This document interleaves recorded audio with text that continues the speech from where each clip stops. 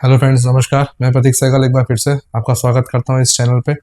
आज हम बात करेंगे ग्रीनलैंड पे। ग्रीनलैंड का बहुत टॉपिक आजकल चल रहा है। ग्रीनलैंड क्या है, ग्रीनलैंड के इशू क्या है। देखिए, ग्रीनलैंड एक ऐसी जगह पे है जहां से उसको एक नेचुरल रिसोर्सेज का भंडार माना जाता है, जिसमें uranium, iron, oil and gas का भंडार होने की उम्मीद है।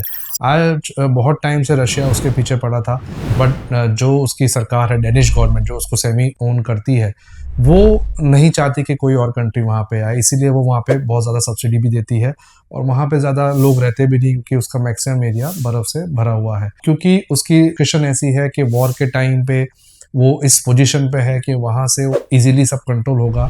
तो अमेरिका चाहता है कि वो एक अपना वहाँ पे न्यूक्लियर सेंटर बनाए और एक वहाँ से अपनी आर्मी को कंट्रोल रखे, ताकि जहाँ भी वॉर हो रहा हो तुरंत पहुँच सके, प्लस जितने भी नेचुरल रिसोर्सेज हैं उस पर उसका कमांड हो जाए। इसलिए पहले तो उसने लोगों पे दबाव डाला कि मैं मिलिट्री फोर्स यूज करके आपको जीत लेंगे, या जैसे उन्होंने वेनेजुएला पे किया। पर पूरा यूरोपियन यूनियन इस समय डेनिश गवर्नमेंट के साथ इकट्ठा हो गया है, डेनमार्क के साथ, और उन्होंने अपोज किया। तो अब वो टैरिफ वॉर पे आ गया है कि हम आप पे टैरिफ लगाएंगे। 1 फरवरी से 10% लगाएंगे और 1 जून से उसको बढ़ा के 25% कर देंगे।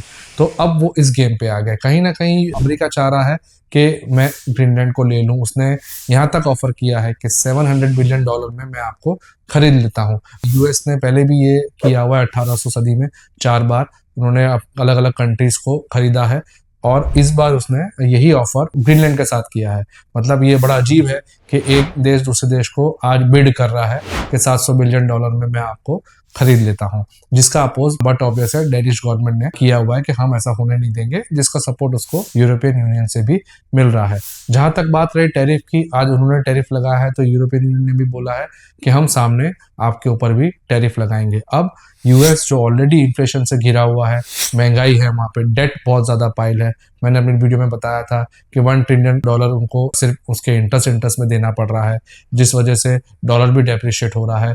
तो आज ये जो सारी चीज़ें बन रही हैं टैरिफ वॉर की वजह से, ट्रंप लगता नहीं है कि ये चीज़ कर पाएगा, और सिर्फ टैरिफ की धमकी से अब वो नहीं हो पाएगा। बट उसकी पूरी इंटेंशन है, जिस वजह से रशिया ने भी यूक्रेन पे अटैक किया था और अमेरिका ने यूक्रेन को सपोर्ट किया, कि उसके जो नेचुरल गैसेस हैं, यूरेनियम, आयरन वगैरह, तो उन सब पे वो लोग कब्जा कर सकें। आज सभी देश इन चीज़ों के ऊपर भाग रहे हैं। ग्रीनलैंड भी उसी का पार्ट है। वेनेजुएला भी ऑयल की वजह से उन्होंने एक्वायर करने का ट्राई किया था, उस पर भी अटैक इसीलिए हुआ था। तो कहीं ना कहीं ये जो देश हैं, ये अपना वर्चस्व बढ़ाना चाह रहे हैं इस तरह के अटैक्स करके, एक्वायर करके, ताकि नेचुरल रिसोर्सेज पे वो अपना कमांडिंग कर पाए। तो देखिए, बेसिकली ग्रीनलैंड का इशू ये है, और इतना ईजी नहीं है, बट यूएस अपना पूरा ट्राई कर रहा है कि वो करे। ये कहाँ रुकेगा कुछ कह नहीं सकते, बट ये दोनों तरफ की बातें मैंने आपको आज बताई। उम्मीद करता हूँ ग्रीनलैंड इशू आपको क्लियर हो गया। Thank you very much.